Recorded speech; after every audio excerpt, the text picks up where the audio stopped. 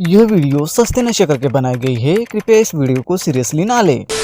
चलो मैं आपको एक कहानी सुनाता हूँ जिसे सुन के जॉनी सिंस भी शर्मा जाए। इस कहानी का शीर्षक है तेरी बातों में ऐसा उलझा जिया, जिसे लिखा है अमित जोशी और आराधना शाह ने। ये एक आर्यन नामक लड़के की कहानी है जिसकी छाती पे बाल आने के कारण उसके घर वाले उसकी शादी कराना चाहते हैं। यहाँ आर्यन का पप्पू तैयार है लेकिन वो खुद अभी तैयार नहीं है। वो एक परफेक्ट भाभी मतलब कि वो एक परफेक्ट नारी की तलाश में है। आर्यन की एक मौसी है जिसका अमेरिका में रोबोट बनाने का धंधा है और आर्यन वही मौसी के धंधे में दिहाड़ी लगाता है। अबे साले।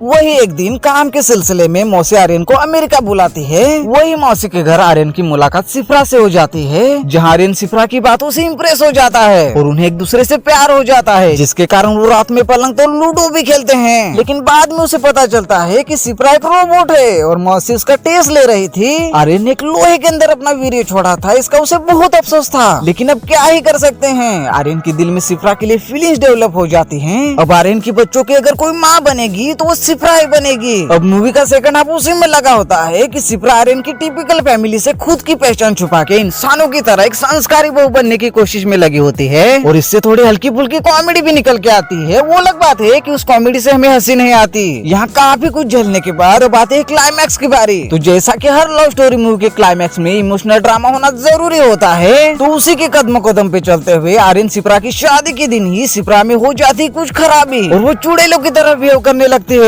अब आर्यन दिल पे पत्थर रख के अपनी तलवार निकाल के सिफ्रा पे वार करके उसे बेहोश कर देता है। फिर क्या हुआ? फिर क्या, आर्यन घोड़ी चढ़ने से पहले ही रंडवा हो जाता है। नहीं, ऐसा नहीं हो सकता।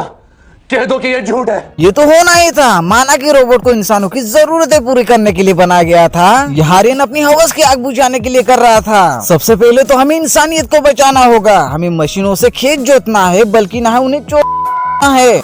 कैसी अपमानजनक बातें कर रहा लौटा, ये अश्लील है ये लोंडा।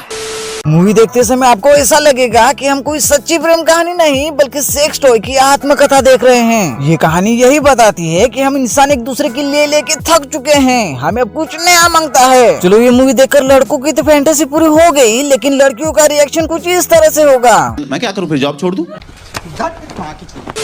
यह लड़कियों की भावनाओं को चोट पहुंचाई गई है। अगर हिम्मत है तो अगली मूवी में मेल रोबोट बना के दिखाओ। फिर जब एक लड़की हम जैसे हैंडसम और जवान लोंडो को छोड़ के एक रोबोट के साथ इश्क लड़ाएगी, फिर लोंडो को पता चलेगा तकलीफ क्या होती है। ऐसे क्या ही जरूरत पड़ी कि रोबोट के साथ इश्क लड़ाना पड़ा। ऐसा भी नहीं है कि आजकल की लड़कियां नहाती नहीं, वो चुड़ैलों जैसी दिखती हैं। हमें मानता हूँ कि वो है कल की अंधी, लेकिन हमें ये भी नहीं भूलना चाहिए कि वही हमारा उज्जवल भविष्य है। मैं इस मूवी की तरफ से पूरी नारी जाति से माफी मांगता हूँ और आज मैं सारी जवान लड़कियों की कसम खाता हूँ कि दुनिया में कितना भी खूबसूरत रोबोट क्यों ना बन जाए, मैं उसके साथ संभोग करने की सोचूंगा भी नहीं। अरे झूठ बोल रहा है, ये झूठ बोल रहा है।